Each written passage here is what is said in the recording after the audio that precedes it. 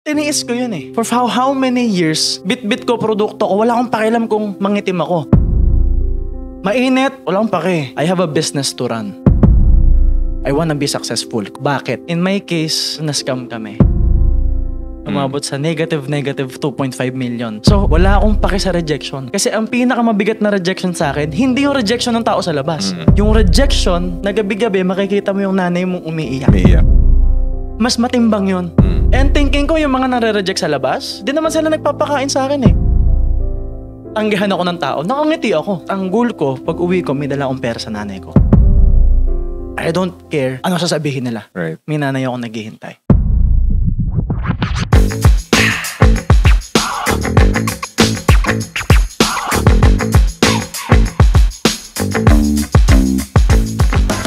Alright, so good morning, good afternoon, and good evening mga boss. So nandito tayo sa napaka-espesyal na podcast na naman natin dito sa RDR Talks. Kasama ko ngayon ang isa sa mga hinahangaan ko pagdating sa inspirational and motivational sa social media. Walang iba kundi si Boss MJ Lopez. Hello, yes, thank you for inviting me. Usually, pag nakikinig ako ng mga videos mo, talaga nakaka-move siya eh. Nakakayaman, nakaka-inspire. Siguro wala kang mahirap na pinagdaanan sa buhay. Most people tend to assume na pag merong may resulta, galing sa yaman. Exactly. Oo. Ang nangyari kasi sa amin before, sobrang hirap ng buhay. Kumbaga kung ito yung mayaman, ito yung sakto lang, ito yung mahirap, angat lang kami ng konti doon sa patay gutom. Tatay ko, iniwan kami ng 1-year-old ako. Kasi yung tatay ko, sumakabilang bahay. Tapos doon na siya sumakabilang buhay. So hindi ko siya na-meet, pinalaki ako single mom. Lola ko katulong.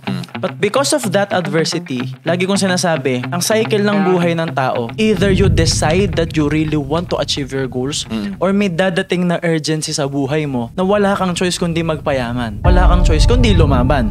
In our case, my mom, wala siyang choice kundi buhayin ako. Kasi buntis siya ng 16 eh. 16 years old. 16 siya nung nabuntis siya. 17 Okay. siya nung iniwan siya ng tatay ko. Right. Technically 18. Right. 1-year-old ako. Right. So, wala siyang choice kundi mag-business. If you want an abundant life, if you want wealth, financial freedom, ang platform for that will always be business. We Yes. all know that, di ba? Yes. Not unless employed ka na sobrang gusto mo yung trabaho mo, passion mo yun. Yes. You can still achieve freedom doing employment, pero sobrang baba ng percentage nun Oo. na makuha mo yung freedom in that manner. Correct. So in our case, walang choice. Pamilya kami ng mahirap, pamilya kami ng empleyado. But because nabuntis nga yung nanay ko, walang choice kundi mag-business. Tinitignan ko yung comment Ayan, dun sa mga videos mo. So, minsan nagbabasa-basa ako. Para tinitignan ko, nasasabi mo lang yan kasi hindi mo pinagdadaanan yung pinagdaanan namin. It's hard because sometimes gusto mong sagutin. Yep. Ako kasi meron akong principle that says, don't cast your pearls before swine. Sa Bible yan, di ba? Right. Huwag mong ibigay yung perlas mo sa baboy. Kasi ang gusto ng baboy, kaning baboy. Yep. So if people are not listening, you stop talking. Yes. You don't devalue yourself on people na hindi naman willing pakinggan. Pero at some point, sinasagot ko rin naman eh. You guys have to understand that we are all coming from something na kaya namin sinasabi na kaya nyo rin kasi may pinagdaanan din kaming amin. Doon kami galing. Meron kasing tinatawag na toxic positivity eh. Tipong kaya mo yan, hindi nga kaya eh. Or kulang sa skill set eh. Or Yes. kulang sa mindset. Or kulang sa Right. education about business eh. Yes. So may mga gray areas yan. Yes. Pero we are here creating value for people. We are here to actually discover the truth. Yes. And in pursuit of the truth, may mga part na masakit na kailangang marinig ng tao. Totoo yan. One example is people who are usually insecure, they tend to create stories in their mind Right. to excuse themselves na kaya mo nakuha yan kasi ganito, kasi ganyan. Exactly. Pero in reality, binibigyan niya lang ng excuse yung sarili niya. Yes. Di ba akala kasi ng tao, mayaman yan, ganito yan. Hindi niya naman pinagdaanan yung pinagdaanan ko. Saka people don't Diba? understand Ganon sila eh. na ang pagyaman, it's hard to handle. Pagyaman, wealth, success is not something na pag ibinigay namin sa'yo, yun na yun. Right. It's not an end point. Hindi siya parang papel na basta mo lang kukunin. Hindi siya parang grocery lang na bibilhin mo. Hindi siya ganun eh. Right. Success is something that you develop in yourself. Yeah. Success is looking for a place to stay. Hindi nyo alam kung paano yung pinagdadaanan namin negosyante na feeling nyo lang okay kami, pero sa totoo lang, kung kayo mag-handle nito, baka hindi nyo kayanin. Exactly. It's just that we became that bigger person kasi yun yung pinurso namin sa buhay namin. Yeah. Hindi namin inalintana yung mga challenges. Lahat, mga trials, distractions, discouragements, rejections, failure. Lahat yan kasi is part of the business. Everything is part of the business. Failure, babagsak ka, dapat lang. Kasi kung hindi ka babagsak, di ka angat. Discouragement, okay lang. Ang daming insecure na tao eh.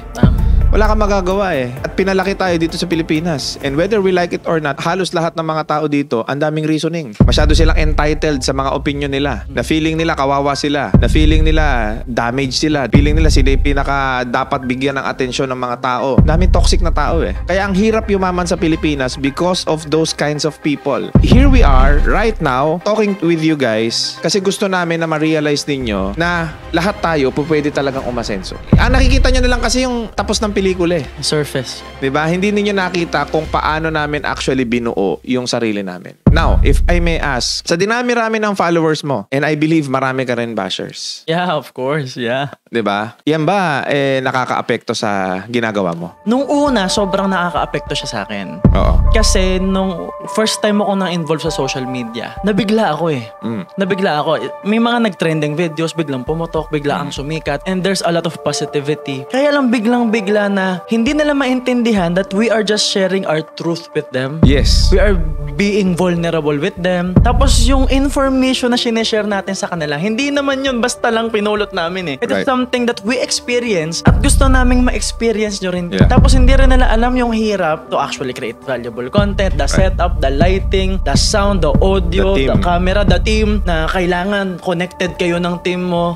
Just to create this good narrative and context para maipaintindi mo sa kanila. Yes. Tapos deliberately, maghahanap sila ng katiting na negative. Yun yung babanatan nila. Yes. Nung una, naiinis pa ako honestly. So, tinatamaan ka rin? Siyempre, kasi alam mo yun, libre naman to eh. Mahirap to, hindi naman sa sinusumbat sa kanila, di ba? This is hard to do, but this is free. This is free value for you guys. Tapos ganon, parang imbes na mag-thank you yung iba, they will look for number 1, things to hate, or number 2, things to excuse themselves. Yeah. Merong gumalat ngayon, ang mayayaman daw galing talaga sa yaman. Ito yung gusto ko maintindihan ng tao. Again, it is all about the mindset, guys.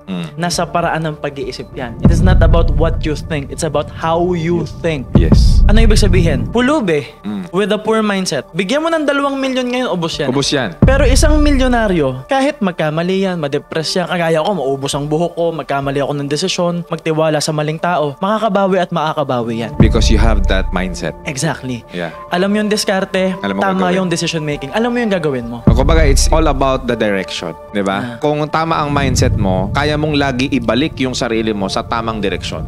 Yun ang importante. Kaya ang ginagawa ko ngayon, tinuturo ko sa mga leaders ko na still to be kind with the haters. Kasi isa sa na-realize ko being able to process a lot of people sa team buildings, dami na ng minentor ko, tinuruan ko na tao. Yes. Meron akong napansin na pattern sa mga tao. Yes. People who are hating on people na mas successful sa kanila, na mas magaling sa kanila, they actually hate themselves. Yes, I agree. Miserable yung buhay nila ngayon. Yes. Hindi sila masaya. Nagmamanifest lang through social media. Right. Kayong mga bashers at kayong mga haters, manalamin muna kayo. I mean, reflect to yourself and maybe open your mind and open your ears. Just listen. Diba? Because ang sinishare namin dito, hindi po ito naging ganito lang kami. Sobrang hirap ng pinagdaanan namin. At yung hirap na pinagdaanan namin, maaring pinagdadaanan mo ngayon. Try to listen. Kasi baka mamaya pares tayo ng pinagdaanan, makakatulong ako sa'yo. Mahirap kasi sa maraming tao, lalo na sa social media ngayon, they are so entitled. Na feeling nila deprived sila. Na feeling nila wala na silang pag-asang umasenso at yumaman. Na feeling nila hanggang doon na lang ang buhay nila. Heto tayo't nagsasabi sa kanila na may pag-asa kang yumaman. May pag-asa kang umasenso. Mali ka lang talaga na tao. If you are watching this and you have a phone and an internet, you can change your life. Ang dami nagsasabi, ito pa yung pinakang pet peeve ko. Pag nag-discuss ako about poor mindset, kahirapan, babanat sila ng something super negative to emotionally blackmail you. Sabi nila, paano naman yung mga naghihirap? Yes. Paano naman yung mga sobrang hirap na walang pag-asa? Guys, you have to understand that we are uploading this on social media because you are the target. Ikaw na nanonood, hindi yung sinasabi mo. Yes. It's because nagpapayaman tayo ng husto so that to get together. Maybe ikaw, gusto mo rin tulungan yung mga taong yon. Pero bago mo sila matulungan, Tulungan mo muna yung sarili mo. Exactly. At para matulungan mo sarili mo, huwag kang masyadong negative. Actually, yung pagiging negative ninyo, hindi ko kayo masisisi. And maybe because of the environment kung saan kayo nakatira ngayon. Because of your upbringing, kung paano kayo pinalaki. And maybe because of the news na napapanood ninyo sa balita. Lahat tayo, binibigyan tayo ng pagkakataon umasenso. It's just that marami nang dumating na oportunidad sa buhay mo. Hindi mo lang nag-grab yung opportunity kasi masyado kang clouded and crowded ng negativity. Kaya hindi ka makasalo-salo eh. Kung bukas lang ang isip mo sa oportunidad, yung kahapon na kinausap mong tao no nakaraang linggo, no nakaraang buwan, baka yun na yung biggest break mo eh. Ang problema, lagi kang nakasara. Yun ang problema sa maraming tao. You know, try to listen and try to understand what we are talking about because we wanted you guys to learn from these kinds of contents. Pero gusto namin na hindi lang kayo matuto, na magpursige kayo sa buhay, na may makuha kayo sa buhay. Gusto namin makuha niyo yung mga pangarap ninyo. May patterns yan eh. Yep. Meron tayong direction sa buhay. Yun yung pangarap natin, yun yung goals natin, yun yung destination mo. And imagine that you are in a vehicle. So your vehicle is the career that you chose. It can be employment, it can be singing, it can be creating content, it can be business, anything. Yun yung vehicle mo. Yes. Number one, you have to understand na may mga vehicle na hindi ka kayang dalhin doon sa success. Yes. Try to understand that. For example, ang goal mo makarating ng Baguio. Ang hirap noon, dala mo skateboard, di ba? Yes. Kailangan may dala kang sasakyan na talagang tatagal at kaya kang dalhin doon. Meron siyang sistema at mechanism to take you from point A to point B, mas malayong lugar. Yes. Now, here's the catch. You are in a vehicle, you are driving the vehicle. You have to understand na you are the driver of your life. Yes. Think about this. May pagsubok, may ulan, May bagyo. may bagyo. Pag bumabagyo na, umuulan na, nagiging clouded na yung harapan mo. Yes. Babagal yung takbo mo. Yep. And yung iba, bumabalik. Yung iba, tumitigil. And ito yung nangyayari ngayon sa mundo. Pag may nakita kang magandang kotse sa gilid, titingin ka. Dalawa lang yan. Pagtingin mo, balik ka kaagad, ma-inspire ka, ma-motivate ka. Maisip mo na kung kaya niya, kaya ko rin. Yes. Or, banggain ko kaya to. Buwisit, nakakainis. Ang yabang, ang bilis masyado. In-overtake ka na ako Or ego yung manalaytay sa'yo na Yes. gusto kong unahan yon. Most of the time, tumitingin tayo sa likod. Yep. Teka, ito yung nakaraan ko eh. Know that, hindi mo kayang magmaneho pag nakatingin ka sa likod. Yes. Kasi mababangga ka. Kasi maaaksidente ka. Yes. And that's what's happening right now. Masyado tayong nakatalikod. Masyado tayong nakatagilid sa resulta ng ibang tao. Yes. Hindi tayo nakafocus sa gusto nating i-build para sa sarili natin. Yes. Alam mo kung bakit hindi sila makafocus? Nandun sila sa point ng buhay nila na victim mode sila. They continuously blaming ibang tao kung ano nangyari sa buhay nila, bakit sila mahirap, biniblame nila yung gobyerno. Second is complaining. Mga nangyayari sa buhay nila, they always justify. Kung hindi lang dahil sa gobyerno, mayaman sana sila. Kung hindi lang dahil sa magulang nila, asensado sana sila. Kung hindi dahil lang sa ganito, maganda sana buhay nila. If you keep on living doon sa nakaraan ng buhay mo, hindi ka talaga makakausad. Kaya nga mas malaki ang windshield kaysa doon sa rearview mirror eh. Exactly. Dapat mas nakatingin ka doon sa windshield. Tama. Kaya niliitan yun eh. Dapat hindi mo na tinitignan yung past mo. Dapat ang lagi mong tinitignan is yung ahead. Kasi yun yung direction mo eh. Hindi yung nasa likod. Pag tumingin ka kasi sa mga nasa likod mo, sa nasa rearview mirror mo, lagi ang mangyayari sa'yo mababangga ka eh. Tama. You always teach about life balance. Yung dapat sa lahat ng aspeto ng buhay natin, successful tayo. And I also teach that. I call that 5 areas of life. You call it reverse engineering success. Ang mali kasing connotation ng maraming Pilipino at hindi ko masisisi bakit yun ang naging maling connotation nila kapag ka mayaman, miserable ang buhay. O kontrabida, mayabang, ganyan. Sige, kindly explain that. Okay, na-build natin yung kontrabida dahil sa kultura natin. Yep. Ito sa Filipino culture. Number one, real talk tayo real talk tayo. Yes, because that culture is actually made for you to buy products. Right. I'm gonna give you example. Pelikula ng Pilipino, ang bida laging mahirap. Right. Aapihin ng mayaman. Conditioning yun kasi Yes. pelikula because people, we love stories. Yes. Kung papansinin natin, mas naaalala natin yung kwento. Right. Mabilis nating maalala yung scenes. Yes. Hindi yung lessons, yung scenes itself. Yes. So tayo, ang utak ng tao, we like creating narratives. Yes. Ang bida mahirap, aapihin ng mayaman. Yung mayaman, nakasut din, may tattoo din, kalbo din. Yung drug lord. Tapos yung bida, immortal, di ba? Hindi namamatay yung bida, pero mahirap siya.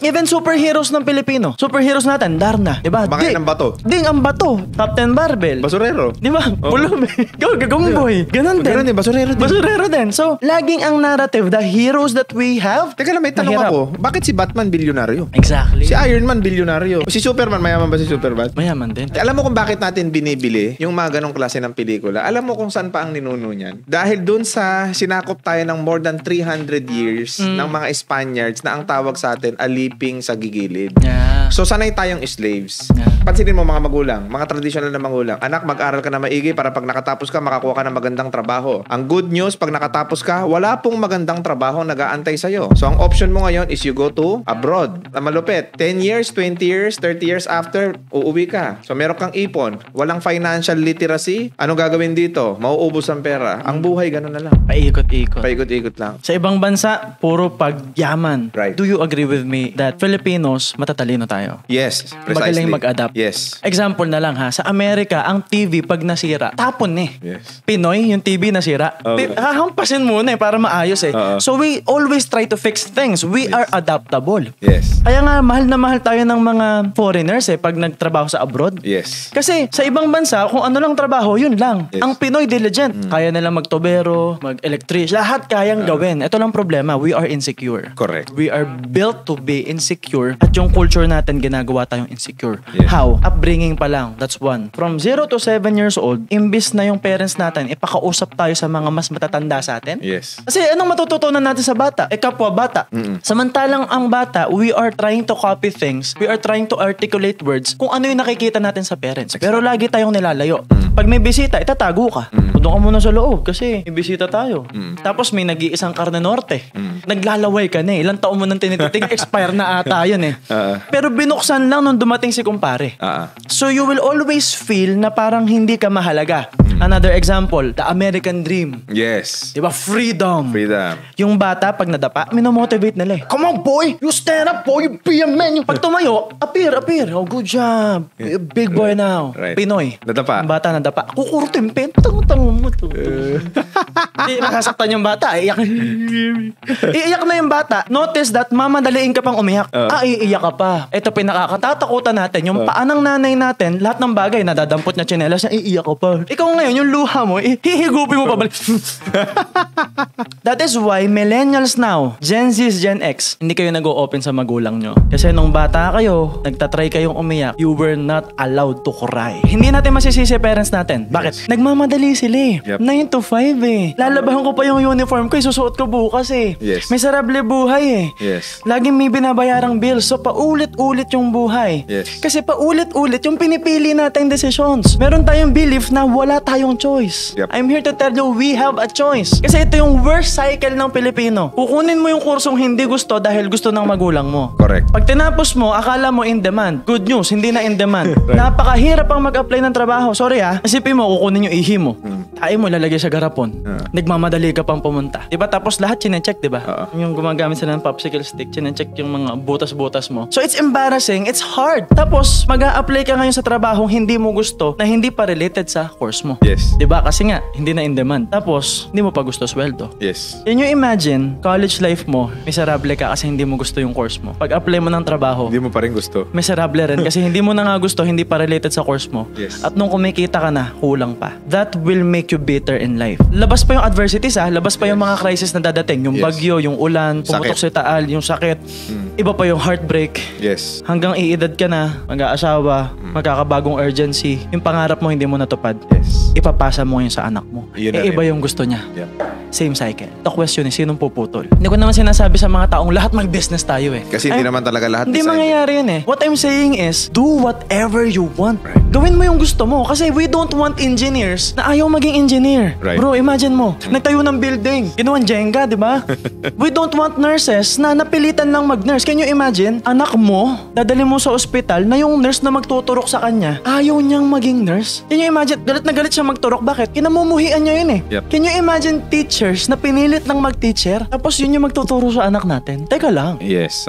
That is why yung community natin hindi siya functional. Right. Kasi hindi natin ginagawa yung gusto natin. And doon naman sa mga negosyante at gustong magnegosyo, huwag mong pigilan ang sarili mo. Yes. We are not trying to discourage you. It's hard. Hindi mahirap. Sobrang hirap.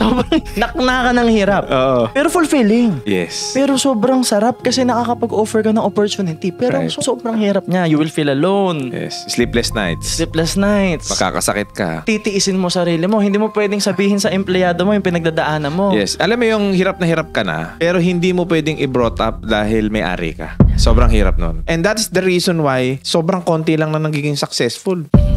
Kasi pagka yung papunta ka ng pagyaman, customer, lalapitan mo, mumurahin ka pa niyan, tanggihan ka niyan.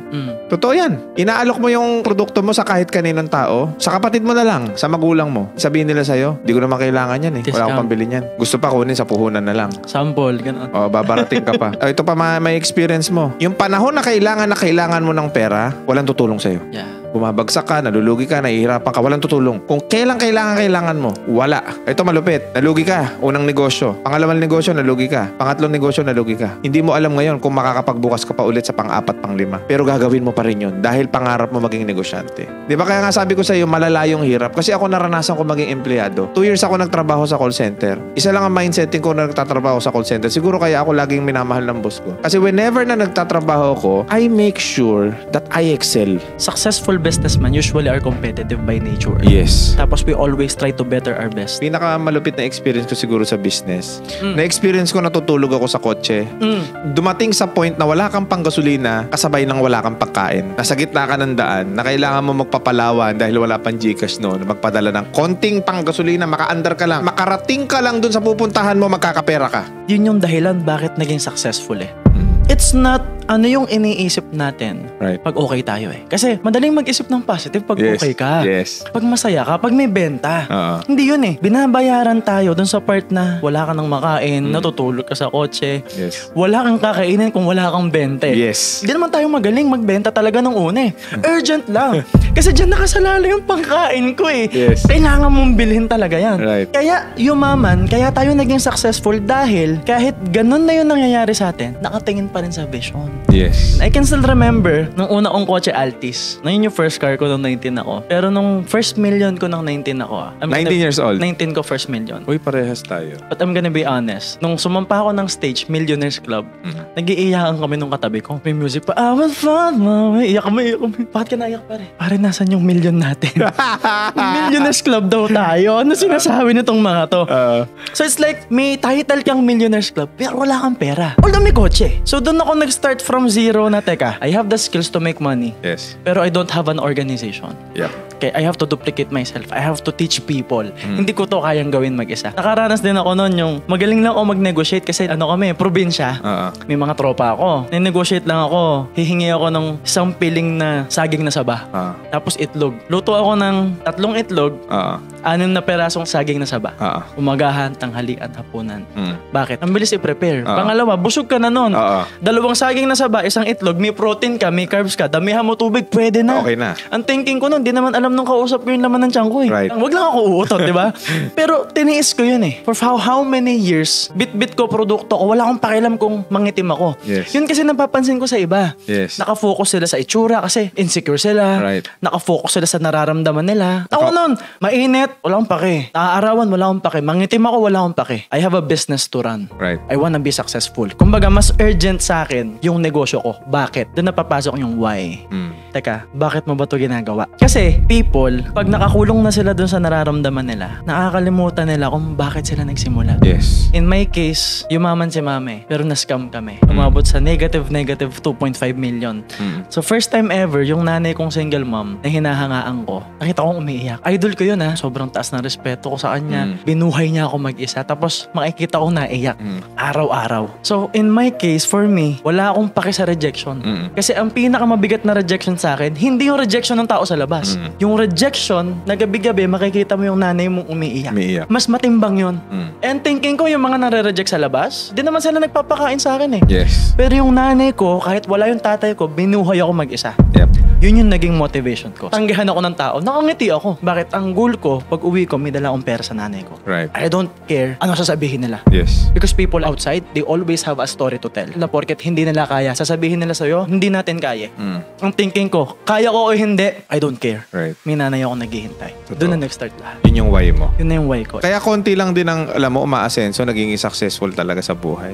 Because lagi nilang iniisip yung iisipin ng ibang tao. Hindi naman sila magbabayad ng matrikula ng anak ninyo. At Pag nagkasakit kayo, hindi naman sila magbabayad ng bill nyo sa ospital. Ba't nyo pinakikialaman? Yeah. Bakit nyo iniintindi yung sasabihin ng ibang tao sa inyo, may sarili kayong buhay na dapat nyong asikasuhin. Exactly. May sarili kayong buhay, may sarili kang anak, may sarili kang nanay, may sarili kang tatay na dapat mong intindihin. Gusto nyo talagang yumaman, gusto nyo maging successful, dapat wala kang pakialam. Ang intindihin mo dapat is yung ikaw at yung pamilya mo. And napansin ko na pag nagbago yung tingin mo sa sarili mo, Yep. automatic magbabago rin yung tingin ng iba sa'yo. Kaya nga. Or pag nagbago yung tingin mo sa sarili mo, Right. mawawala yung mga taong sabaw sa paligid mo. Right. May mga makikilala kang bago. Yun yung na-notice ko. Kaya Yes. nga, it is very important na wag nating isipin yung tingin ng iba. Yep. Ang isipin mo, ano ba yung tingin mo sa sarili mo? It's a matter of perspective Kasi yung iba, ang dami nila iniisip, siguro para yumaman ganito, siguro para yumaman ganito. Hindi, umpisahan mo lang sa sarili mo talaga. Yung ba, no? They tend to overthink. Mm-mm. Akala nila merong sobrang grabing idea lang tayo na natsambahan natin. Hindi. Hindi nila maintindihan na it's the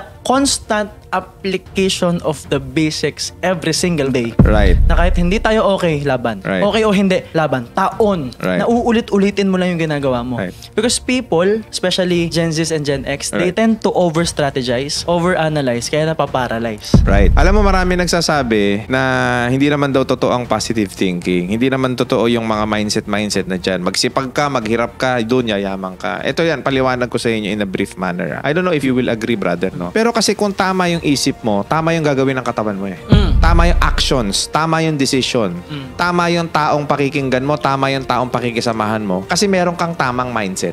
Kasi doon sa mga nagsasabi na hindi importante yung mindset, tanggalin mo yung mindset na yan. How can you actually attract business partners kung mali mindset mo? How can you actually attract right opportunity kung mali ang mindset mo? How can you actually attract the perfect business for you kung mali ang mindset mo? Hindi yan dadapo sa'yo kasi hindi yan ang hinahanap ng isip mo. Yeah, agree ako dyan. Kaya ang utak natin nasa pinakaibabaw ng katawan natin. Yan ang magmamando kung ano ang gagawin natin. Yeah. Kung saan tayo papunta, kung anong resultang gusto nating makuha natin sa buhay natin. The problem with a lot of people right now is ang mindset nila, ang thinking nila, ang perspective nila sa buhay, kabaliktaran ng gusto nilang mangyari sa buhay nila. Ang iniisip nila, ano yung ayaw nilang mangyari. Yes. Kaya lang, kakaisip nila nung ayaw nilang mangyari, yun lalo yung nangyayari. Right. The science behind is what we call the RAS or the Reticular Activating System.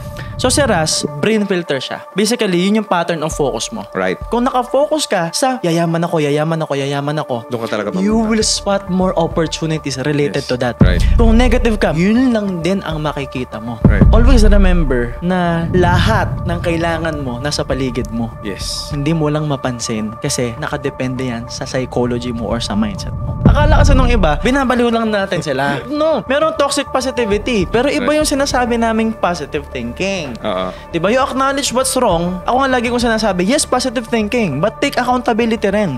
Which means na kung ano yung buhay na meron ka, kasalanan mo. Yes. Walang iba. Oh, kasi ikaw lang naman din ang nagdesisyon yan Ikaw ang gumawa niyan sa buhay mo Sasabihin ng iba, sakit mo naman magsalita. Totoo naman Totoo. Sabihin ng iba, toxic kaya nung trabaho ko. Diretsuhin na natin. Bakit sila mahirap? Sila may kasalanan.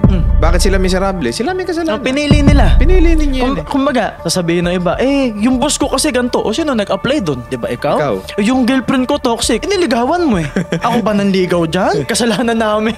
Kasi yung course ko hindi ko gusto. Ba't kinuha mo? Gusto na nanay ko Ba't sinunod mo pa rin? Ikaw pa rin ang nagdesisyon yan. Exactly. Right. So, kailangan maintindihan natin na kung anong resultang meron tayo, byproduct yan ng decisions natin. Exactly. Meaning, kung ano yung buhay mo ngayon, kasalanan mo. Pero, pag inako mong lahat ng accountability na, Yes. teka, kasalanan ko yung dati, it means kaya mong baguhin. Right. You are taking ownership. You are taking your life back. Kasi the moment na sinisi mo sa iba, it's the same as saying, ngayong manibela, pinaubaya mo sa kanya. You have to accept na ikaw ang may gawa ng buhay mo. Ikaw ang may kasalanan kung nasaan ka ngayon. Whether mayaman ka or mahirap ka. Whether miserable ka or successful ka. Ikaw ang may kasalanan yan. Nandun acceptance muna. Kailangan mo munang tanggapin. And secondly is admission. Inaamin ko. Ako yan. Akin yan. Responsibilidad ko yan. At least, nalaman mo yung dalawa, acceptance and admission. Meron kang starting point. Ngayong araw na to, ilang problema ang inisip mo? Dami, di ba? Ito tanong, ilang solusyon naman ang naisip mo? Baka wala. Kaya ka problemado Kasi ang isip mo talaga hindi siya design to actually solve a problem. Design ng utak natin to attract problems. And to look for more problems. And to look for more problems. So yun Tayo talaga may gawa, no? Acceptance, admission, and then finally, ang kailangan gawin talaga is acknowledge acknowledgement. Nandito na tayo, let's move forward. Yeah, exactly. Acknowledge your present. Ito yung akin, no? Mas magiging masaya kami if we will see results. Transformation, if we will see na ito yung nagbago sa buhay nyo. Ito yung mga good nyo sa buhay nyo. Kasi it's good to see mga winning comments eh. So para maibalik nyo sa amin yung mga naitutulong namin, kung nakakatulong man kami sa inyo. Tumulong din kayo sa iba. Tulungan nyo yung sarili nyo. And we wanna see you succeed, guys. Alright. Maraming salamat sa panonood at maraming salamat sa pakikinig. Kahit anong mangyari, hanggat may isang nakikinig, tutuloy kami. With that, maraming salamat and good luck sa ating lahat mga boss. Thank you so much. God bless.